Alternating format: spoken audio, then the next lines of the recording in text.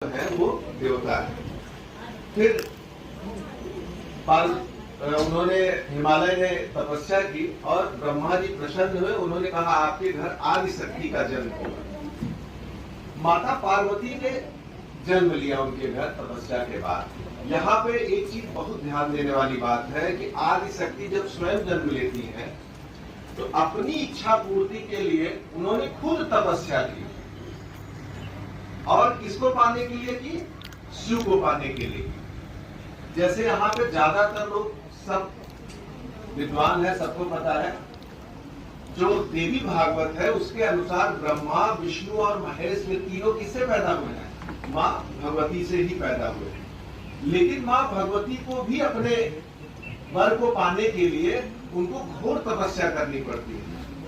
तो जो देवी भागवत या हमारी पुरानी प्रथा है वो ये दिखाती है कि हमारे यहाँ कर्म की ही जो प्रधानता है वो सबसे ज्यादा है। आदि शक्ति स्वयं पहले तपस्या करती है तभी जाके वो शिव को पाती है। अपने राष्ट्र में नारियों का कितना सम्मान है इसको दो चीजों से मैं जरूर बताना चाहूंगा। सबसे पहली बात तो पूरी दुनिया में हम ही एक ऐसे राष्ट्र है जो भारत माता है, एक चीज। दूसरी चीज, आपने एक चीज देखा होगा, स्वयंवर। स्वयंवर मतलब कि एक ऐसी व्यवस्था जहां पर नारी अपने पति का सामाजिक तौर से वर्ण करेगी। चाहे आप जितने धर्म हो, मैं किसी धर्म का नाम नहीं लूंगा, और धर्मों की जो प्योर वहां का लिटरेचर है, जो वहां का साहित्य है धार्मिक, उसमें कहीं भी नारियों की इतनी स्वतंत्रता नहीं है कि वो अपने वर का चयन करें।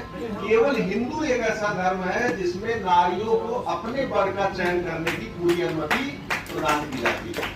तो हमारे राष्ट्र में नारियों की उच्चता का इतना स्थान है कि हम मानते हैं कि हमारी पूरी सृष्टि और हम सब नारियों से पैदा हुए हैं। लेकिन इतना कुछ होने के बाद इस बीच में एक जिम्मेदारी भी आती है।